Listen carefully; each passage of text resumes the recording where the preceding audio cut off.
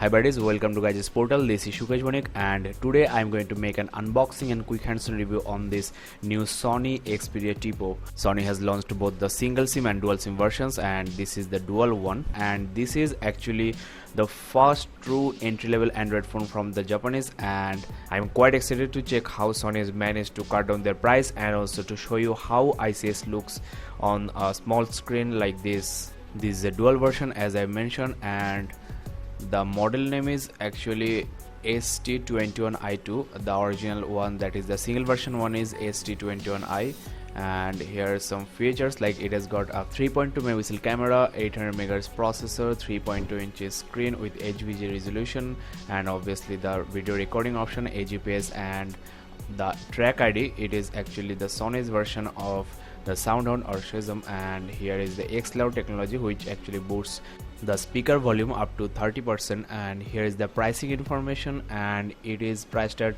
10,499 equivalent to 200 USD, and the market price is also around the same or about 200 to 300 rupees less. Now let's start the unboxing and let's check what are the things inside. Here is the USB data cable, which is just the typical micro USB to USB cable, and here is the charging adapter. It is quite nicely sized, it will save a lot of space on your switchboard, and here is the USB port. And next, here is the headphone, which is not in-ear type, as you can see. Here the earpieces, and the build quality of this headphone seems quite good. I will actually test the headphone and tell you how good or bad it is in my in-depth reviews. Here is the headphone jack, and there is no gold plating as you can see, and here is the inline microphone with some push button technology. So that's it, there is no volume control or nothing like that. Here is the handset XPERIA Tipo, and it is actually quite light. There is no battery installed, so it is feeling very light in hands. That's all in the accessories. Here are some booklets, here is some SIM card information, here is the startup guide, here are some important informations, here is the warranty statements, and here is the SAR information. Buddies, you're also getting a scratch guard free this device with some wiping cloth and also an application card. That's pretty nice. Now you're also getting some micro SIM to SIM card adapters, so this phone takes normal SIM cards. Now you're also getting the battery over here, nothing else. It's a 1500 mAh battery, which is quite standard for a mobile phone of this size, though it is a dual SIM phone, it will consume a little bit more battery. Now let's get rid of these things here and let me show you the device. Here is the brand new Sony XPERIA Tipo Dual, and there are also some white, red, and also blue versions available in the Indian market. Let's get rid of this protective plastic here, and as you can see, the display is quite glossy, which may attract a lot of fingerprints. We will see that eventually. The soft touch plastic on the rear is feeling quite nice in hands. Now let's install the battery. Here is the micro SD card slot, which can take up to 32 GB, and here are the two SIM card slots, one above another.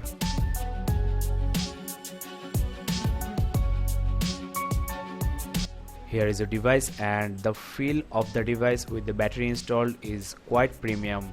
The sturdy plastic build, the pebble shaped design, and the rich front look is making this phone looking very beautiful. Now let's have a close look at the exterior hardware of this device. Here is the 3.2 inch screen with 480 by 320 pixels, and here are 3 capacity buttons, and their functions are a little bit different from the ICS buttons. Here is the option or menu button, here is the home, and here is the back button. Here is the ear speaker, and there is also a nice multicolor LED notification light here, along with the proximity sensor. And here in the top you are getting the 3.5mm headset jack, and here is the lock unlock as well as the power key. Now here on the left side of this phone you are getting the charging as well as the data syncing port, and in the bottom you are getting the microphone hole over here, and here on the right hand side you are getting the volume rocker, which is kinda thin, though if you hold the phone just like this way, then accessing the power as well as the volume rocker is not an issue. Now there is a tiny toggle switch here, which is actually a toggle switch between the SIM 1 and SIM 2. I'll test this out and show you a demonstration of it in the later part of this video. And here is an option for attaching a lanyard or charm. The back cover is well built with soft touch plastic and it is actually washable. You can wipe clean any stain from it with a wet cloth, mainly needed for the white version. Now here is the 3.15 megapixel camera, and I'll upload full-sized camera samples in my Facebook page, facebook.com/gadgetsportal, and also my Flickr account. And here is the speaker grill with the Xperia logo. The phone looks a little bit chunky because of its 13mm thickness, though the grip of this phone is quite good. It will not bother you at all, but Sony has put some nice thoughts during the design of the exterior. The elevated LCD from the bezel with nice glossy curved design and the bold Xperia logo. The pebble shaped back cover makes this phone look very premium and very intelligent as well. Now I have also got the white version with me with single SIM capability. Here it is. And if you ask me personally, I like the white version more than the black one, though they are exactly the same except for the SIM toggle switch over here, and there is also a widget available on the dual version for the SIM card management. Now let's turn on the device and let's have a quick look at the user interface of this new ICS phone. Here is the lock screen with the dual network provider information here. Here is the camera quick launch with the unlock key, and here is the timing information, and you can actually access the notification panel from the lock screen, which is a very nice feature of this user interface. The SIM cards are not still detected, and here is the space for quick notification of your missed calls or SMSs, and you should not also forget the notification LED light. Now here is Sony's full-fledged Timescape user interface over the ice cream sandwich, and you are getting 5 home screens out of the box, and you are also getting a widget for the dual card management. The text and the widgets are looking pretty small on this 3.2-inch screen, and the response of the screen and the scrolling over the home screens are amazingly fast. I have previously experienced a little bit lag on the HTC Desire SC, but this small device with 800MHz Qualcomm processor and 512MB RAM is handling ICS pretty smoothly. Now let's test the internal storage of this device before installing any application, and here as you can see, you are getting total of 754 MB of space for the applications, though 608 MB is available for the user, and the internal storage is 2.15 GB and 2.14 GB is free, and you can also erase the internal storage right from here. Now let's check the RAM, and as I've mentioned before, it has got 512 MB of RAM officially, though the user available RAM should be very less. Here it is, you are getting 237 MB of RAM free and 175 of RAM is being used.